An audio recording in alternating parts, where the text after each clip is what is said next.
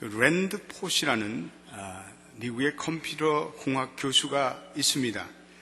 그분은 췌장암이라는 비극적인 판정을 받고 나서도 계속해서 그가 일하던 카네기 멜론 대학이라는 곳에서 유머 감각을 가지고 최선을 다해서 학생들 앞에서 강의를 하였습니다. 그에게는 전혀 우울함이나 절망이란 찾아볼 수가 없었습니다. 이제 의사가 이 랜드 포시에게 당신은 석 달에서 6달밖에 살 수 없다는 시한부 판정을 받게 됐습니다. 그리고 그는 이제 학교에서 마지막 강의를 학생들에게 하기도 하였습니다.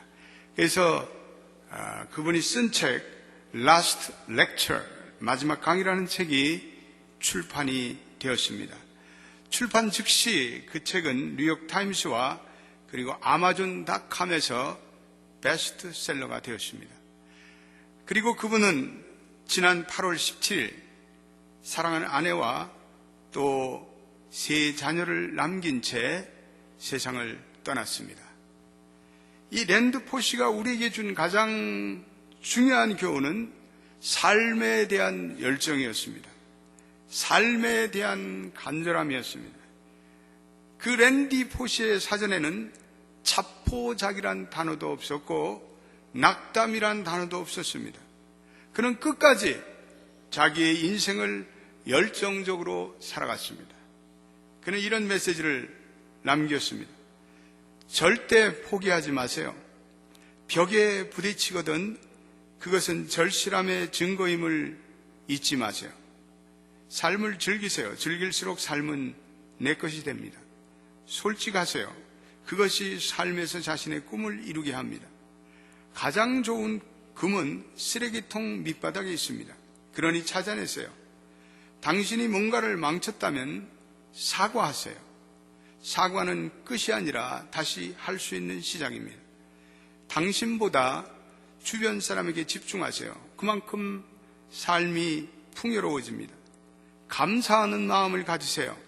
감사하는 삶은 위대해집니다.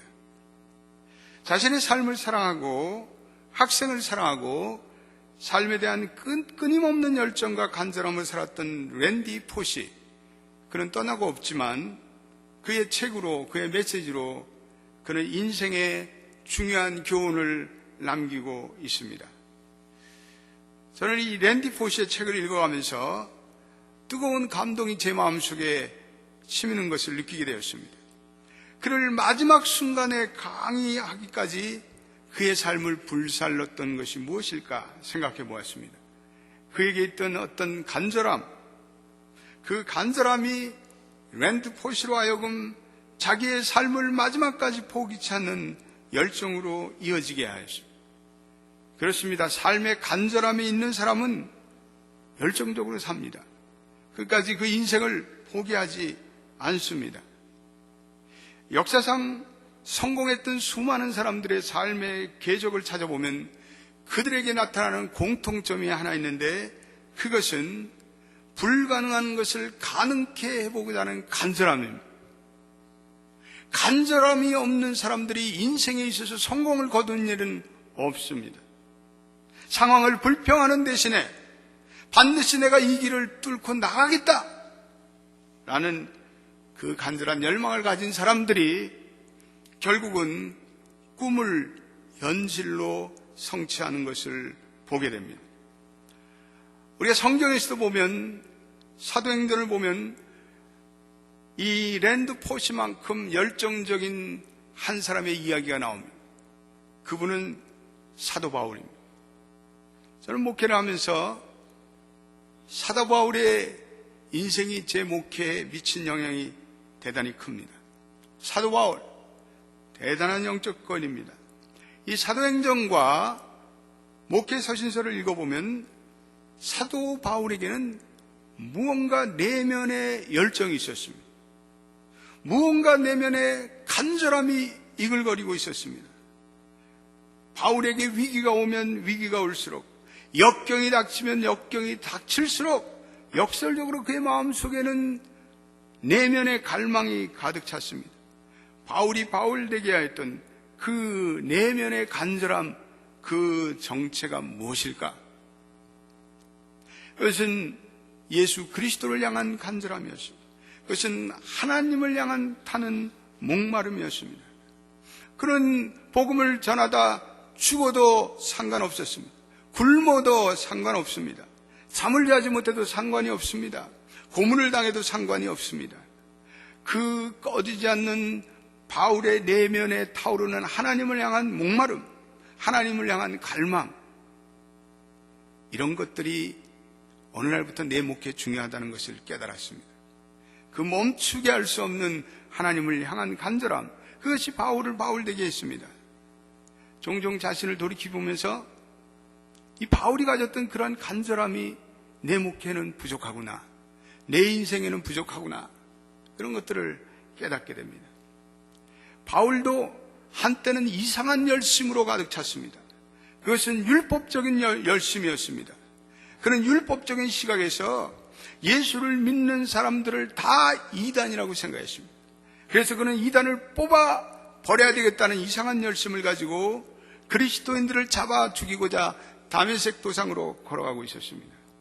그런데 그는 그곳으로 가는 도중에 짧은 시간 하나님의 임재를 경험하였습니다.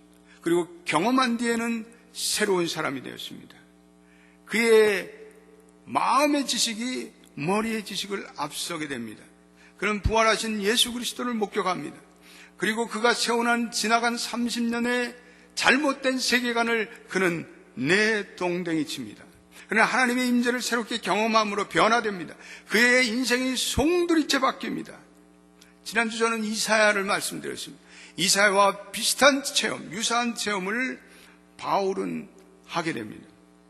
바울은 자기 상자 속에 하나님을 갖춰놓고 그런 하나님을 믿으려고 하였습니다. 그러나 하나님은 이 바울에게 나타나셔서 그 바울의 세계관으로는 이해할 수 없는 훨씬 더 광대하고 무한한 하나님을 보게 하셨습니다. 그런데 그 하나님을 만나고 사울의 마음에는 새로운 영적 열정인 불이 타오릅니다. 그 열정은 일종의 배고픔입니다. 이 하나님을 향한 말할 수 없는 갈망입니다. 다메섹의 회심이 있은 후에 바울은 하나님을 더욱더 갈망합니다. 하나님을 배고파합니다. 그리고 바울은 그 하나님을 새롭게 만나기 위해서 자존심이나 지난날의 알량한 자기 족보를 다 버립니다. 그리고 그는 하나님께 나아갑니다. 그런데 그 간절함을 하나님이 보시고 바울에게 새롭게 나타나셨습니다. 그래서 바울에게 놀라운 계시와 임재의 역사로 함께 하였으며 그는 아라비아 광야에서 3년 동안을 하나님을 깊이 묵상하는 가운데 하나님이 이 땅에 주시는 교회의 새로운 비전을 받는 교회의 고지자가 됩니다. 교회의 비전 캐스터가 됩니다. 여러분 그렇지 않으세요? 바울의 간절함, 그것이 바울로 하여금 새로운 예배자가 되게 합니다. 예배라는 것은 우리가 하나님께 나아가는 과정인데, 그러나 그 예배에서 우리가 하나님을 간절히 매달릴 때 하나님은 자유롭게 자기의 모습을 드러내십니다. 우리 아들 선교가 지금보다 더 어렸을 때 집에서 종종 술래잡기 하는 걸 좋아했습니다. 술래잡기 놀이를 하면 걔가 나를 찾으면 그렇게 행복해 할 수가 없어요. 술래가 된 아들이 이제 1, 2, 3 해서 10을 세요. 그러면 제가 빨리 몸을 숨깁니다.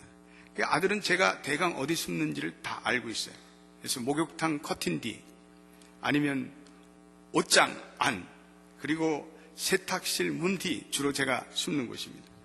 근데 제가 어떤 때는 이 숨는 곳을 예기치 못한 곳으로 바꾸면 아들이 못 찾습니다. 근데 제가 그런 못된 아빠는 아니니까 대강 아들이 찾을 만한 곳으로 가서 숨을 죽이고 숨어 있습니다. 뻔히 아들이 찾을 곳에 숨지만 그래도 아들의 발자국 소리가 나면 긴장이 돼요. 어떤 때는 아들에게 일부러 내가 있는 곳을 유도를 하면서 이렇게 기침 소리를 냅니다. 그리고 어떤 때는 커튼을 살짝 흔들어 주기도 합니다. 그러면 아들이 환호성을 지르고 I know it. I know it. 내가 아빠 어디 있는지 알아. 그래 아주 좋아합니다. 그렇게 하는 이유는 단 한 가지입니다. 아들과의 술래잡기 놀이가 나를 숨기는 데 있지 않고 아들이 나를 찾게 하는 데 있습니다.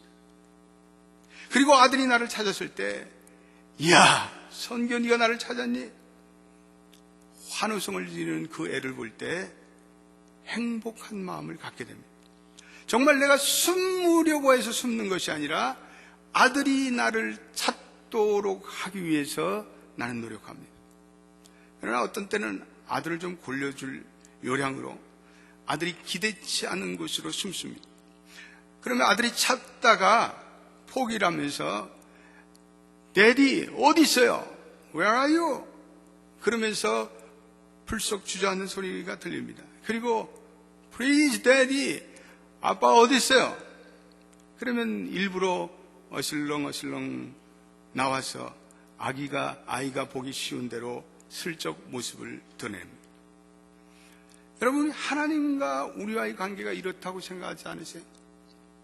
하나님께서는 술래잡기 하는 아빠와 같습니다.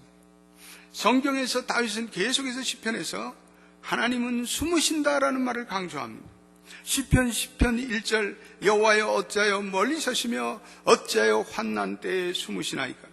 시편 13편 1절 여호와여 어찌하여 주의 얼굴을 나에서 언제까지 숨으시겠습니까? 우주 만물을 창조하신 하나님께서 왜 피조물에게 숨으십니까? 인간이 죄를 지면 인간에게서 하나님 얼굴을 돌리십니다. 그 이유는 죄와 교만으로 가득 찬 인간이 하나님을 만나면 죽을 수밖에 없기 때문에 그렇습니다. 그러나 하나님께서 그 이유 때문만은 아닙니다. 하나님은 인간에게 결정적으로 자기 모습을 드러내셨습니다. 이것은 하나님이 인간이 되셔서 십자가에 달려 죽으심으로 우리 인간의 영원한 딜레마인 죄의 문제를 단번에 그리고 영원히 해결하셨습니다. 회개하는 인간에게 하나님은 은혜를 베푸십니다. 하나님은 인간에게 왜 숨으십니까? 인간이 아무리 노력하고 아무리 수련을 쌓는다고 해도 하나님을 찾을 길이 없습니다. 인간의 행위로는 하나님을 찾을 수가 없습니다. 그러나 인간이 하나님의 사랑과 은혜를 간절히 의지하고 매달리면 사정은 180도 달라집니다. 우리가 절망하고 우리가 자포자기하고 그리고 우리 아들이 그런 것처럼 Daddy, please 아빠 제발 라고 탄식하면 그때 하나님께서 우리에게 모습을 드러내십니다. 아무리 애를 써서 잡을 수 없던 하나님의 마음이 우리의 간절한 부르짖음으로 하나님이 우리에게 모습을 드러내신다는 것. 바로 이러한 간절한 부르짖음이 우리의 예배가 되어야 합니다. 이러한 간절한 부르짖음이 우리의 기도가 되어야 합니다. 우리가 비상벨을 누리면서 오 Daddy, Praise God 하고 탄식하고 부르짖으면 하나님께서는 때때로 우리에게 비상하게 반응하십니다.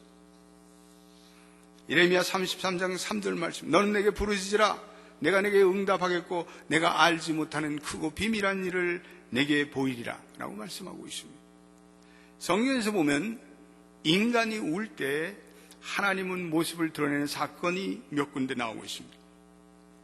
대표적인 예가 창세기 21장의 말씀입니다. 사라의 몸종 하갈이 아브라함의 아들을 낳습니다.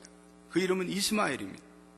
그 이스마엘로 인해서 아브라함의 가정에 갈등이 생깁니다. 사라가 이삭을 낳기 때문입니다. 그런데 두 명의 아들이 그 가정에 공존할 수가 없습니다. 그렇게 되자 하갈과 이스마엘이 광야로 쫓겨납니다. 약간의 먹을 물과 그리고 양식만 가지고 광야로 쫓겨납니다. 그런데 광야에서 죽게 된 하갈이 자기 자식 이스마엘과 함께 하나님께 울부짖어 기도합니다. 오늘 창세기 21장 17절 말씀 우리 한번 같이 읽어보겠습니다. 시작. 하나님이 그 아이의 소리를 들으심으로 하나님의 사자가 하늘에서부터 하갈을 불러 가라사대 하갈아 무슨 일이냐 두려워 말라 하나님이 저기 있는 아이의 소리를 들으셨나니. 하갈이 울부짖어 기도합니다. 그랬더니 이스마엘도 울부짖어 기도합니다. 그런데 그 기도를 하나님이 들으셨다라고 말씀하고 있습니다. 예수님이 복음서에도 보면 미천한 세리가 가슴을 치면서 나는 죄인이로소이다 하며 울며 기도하는 소리를 들으셨다고 말씀하고 있습니다. 그러나 교만한 바리새인의 기도는 듣지 아니하셨다 이렇게 말씀하십니다. 그 세리의 간절한 눈물의 기도를 하나님이 외면치 않으십니다. 여러분, 인간이 울면 하나님은 거절하지 않으십니다. 인간의 눈물에 하나님은 약하십니다. 그리고 동정심을 베푸십니다. 출애굽기에서도 보면은 애굽의 압제가 극에 달하자 이스라엘 백성들이 하나님께 부르짖어 기도합니다. 그런데 그 기도가, 그 울부짖는 기도가 하나님께 상달되었다고 말씀하고 있습니다. 출애굽기 3장 7절과 8절 말씀 한번 같이 우리 읽어보겠습니다. 시작. 여호와께서 가라시되 내가 애굽에 있는 내 백성의 고통을 정령히 보고 그들이 그 간역자로 인해 부르짖음을 듣고 내가 그 우고를 알고, 내가 그들의 울음소리를 들었다. 이제 내가 그러므로 내려가서 그들을 해방시키겠다. 여러분, 천국을 침노하는 비결은 단 한 가지입니다. 그것은 하나님께 간절히 매달리는 것입니다. 할렐루야. 하나님께 울면서 기도하는 것입니다. 하나님의 마음을 여는 단 한 가지의 열쇠는 하나님이 필사적으로 우리에게 매달릴 때 위기의 순간에 하늘의 문을 여십니다. 오늘날 교회들이 이렇게 영성이 시들어가는 이유는 단 한 가지입니다. 마음이 간절하지 않기 때문에 그렇습니다. 성도들이 예전처럼 하나님을 갈망하지 않습니다. 예전처럼 하나님의 은혜를 사모하지 않습니다. 하나님의 은혜를 배고파하고 갈망하고 간절히 원하는 마음이 식어질 때 그때부터 교회의 부흥의 불은 꺼집니다. 교회는 무기력하게 됩니다. 오늘 우리가 읽은 시편 51편 17절 다시 한번 읽어보겠습니다. 같이 우리 한번 읽어보겠습니다. 17절 말씀입니다. 같이 읽어보겠습니다. 시작. 하나님이 구하시는 제사는 상한 심령이라. 하나님이여 상하고 통회하는 마음을 주께서 멸시치 아니하시리라. 하나님이 구하는 제사는 상한 심령이라. 상하고 통회하는 마음을 주께서 멸시치 않는다 이렇게 말씀하고 있습니다. 여기서 상하고 통회하는 심령, 이거는요 간절히 하나님께 매달리는 마음이에요. 하나님께서 간절히 매달리는 마음에 감동을 받으십니다. 간절함을 가질 때요 사람들은 때때로 눈물을 터뜨립니다. 간절함의 또 하나의 표현은 눈물입니다. 하나님께서 우리의 눈물을 보십니다. 우리에게 진정한 회복이 일어나면 우리는 하나님 앞에 눈물을 강물처럼 흘러내려야 합니다. 하나님은 그 백성의 눈물을 귀하게 보십니다. 성도들이 눈물을 흘릴 때 하나님께서 그것을 긍휼히 여기십니다. 여러분, 눈물에는 진심이 담겨져 있습니다. 눈물을 흘리는 사람이 거짓된 눈물을 흘리는 경우는 없습니다. 눈물은 자신의 죄를 참회하고자 하는 회개의 마음이 담겨져 있기 때문에 그렇습니다. 잘못을 저지른 아이들의 최고의 무기는 뭐예요? 우는 거예요. 그 우는 행동에 무엇이 담겨 있습니까? 내가 잘못했어요. 엄마 아빠 나를 용서해 주세요 라는 의미가 포함되어 있습니다. 아이가 일단 울면 우리는 마음이 움직입니다. 우리 자녀들이 닭똥과 같은 눈물을 흘리면서 그 옷섭으로 눈물을 닦으면 우리 부모들이 마음이 흐물흐물해집니다. 우리 하나님도 마찬가지입니다. 하나님의 자녀된 우리가 눈물을 흘릴 때 하나님의 마음이 흐물흐물해지십니다. 열왕기 20장 5절 말씀도 한번 우리 화면에 남아있는 말씀을 한번 같이 읽어보겠습니다. 시작. 너는 들어가서 내 백성 주권자 히스야에게 이르기를 왕의 조상 다윗의 하나님 여호와의 말씀이 내가 내 기도를 들었고 내 눈물을 보았노라.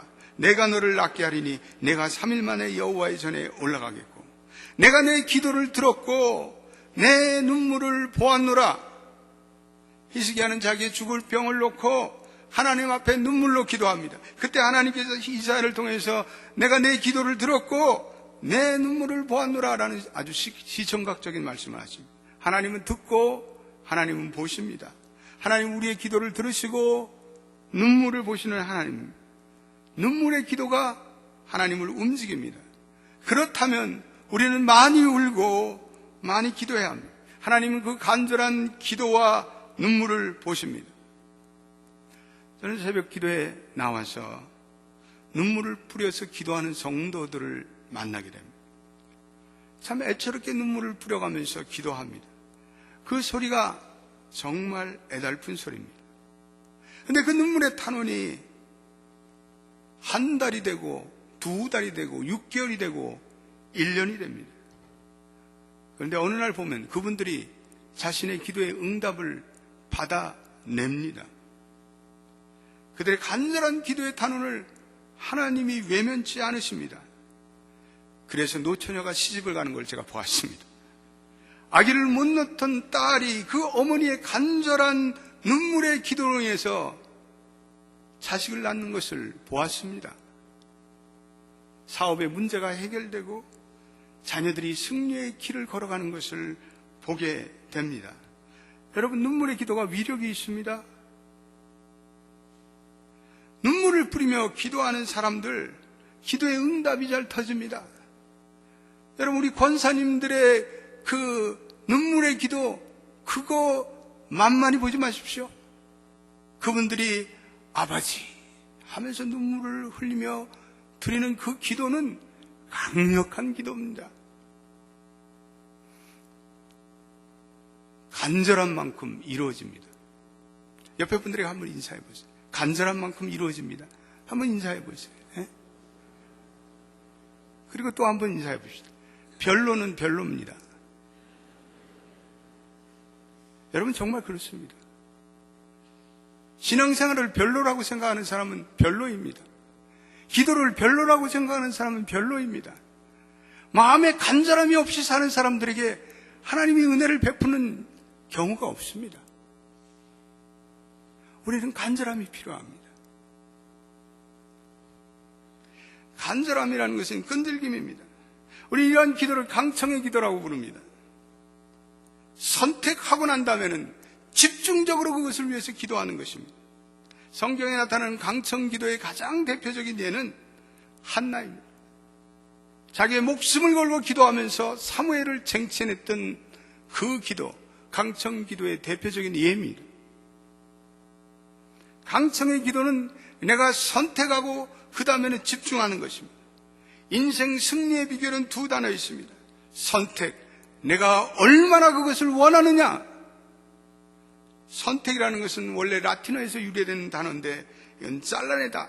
단 한 가지의 그 선택만을 남겨놓고 나머지는 다 잘라내는 것입니다. 내가 다 얻으려 하지 않고 이것만은 내가 죽어도 목숨을 걸고 얻으리라. 하나님, 이거 주십시오. 이거 안 주면 나는 죽습니다. 여러분, 그런 기도는 무서운 기도입니다. 기도는 생각과 같습니다. 한 번의 생각은 힘이 없어요. 그런데 그 생각이 반복이 되고 그 생각이 6개월이 되고 1년이 되고 5년이 되면 어느 날 그 생각이 에너지가 됩니다. 그리고 그 생각이 모이면 거대한 자력이 됩니다. 그리고 오늘부터 그 간절한 생각이 현실화가 됩니다. 그런데 그것이 현실화되기 위해서 자원을 모읍니다.